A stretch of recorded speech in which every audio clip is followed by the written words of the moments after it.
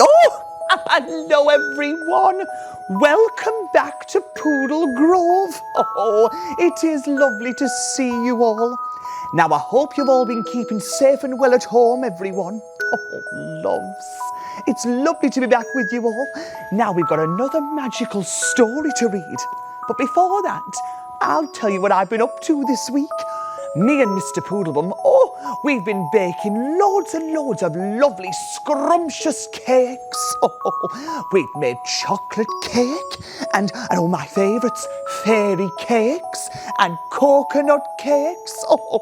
Have you ever baked a cake, boys and girls? Oh, you have? Oh, well done, all of you.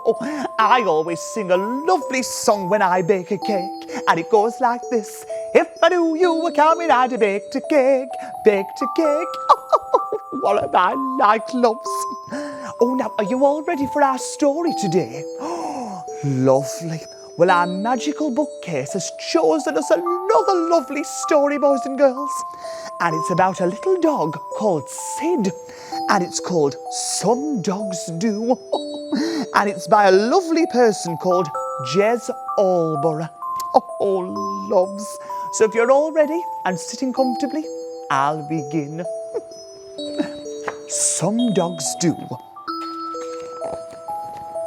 When Sid set off for school one day, a happy feeling came his way. It filled him up so much he found his paws just lifted off the ground. Without a how, without a why, Sid fell up towards the sky. Through swirling puffs of cloud he twirled, above a tiny toy town world. In the land of sun and moon, like a doggy-shaped balloon. At school, Sid asked his best friend Ben, "Did you see me fly just then?" "Don't be daft," came Ben's reply. "You're a dog, and dogs don't fly." "But I did," said Sid. I did. You tell him, Sid. In the classroom, Sid said, "Hey, guess what? I flew to school today." His classmates giggled, yelped and yowled. "Dogs don't fly to school," they howled. "But I did," said Sid. I did. Miss Mare, the teacher, shook her head.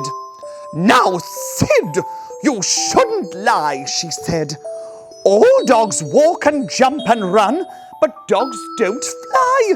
It just can't be done."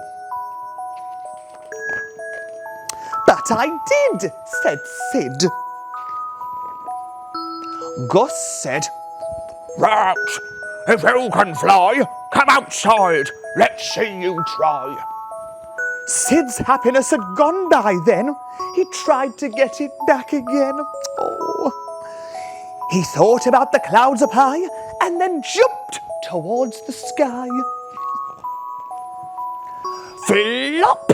"Oh, you see, you're just a dog," said Gus, "with paws for walking, just like us. That will teach you not to lie. Now you know that dogs don't fly." Oh, poor Sid.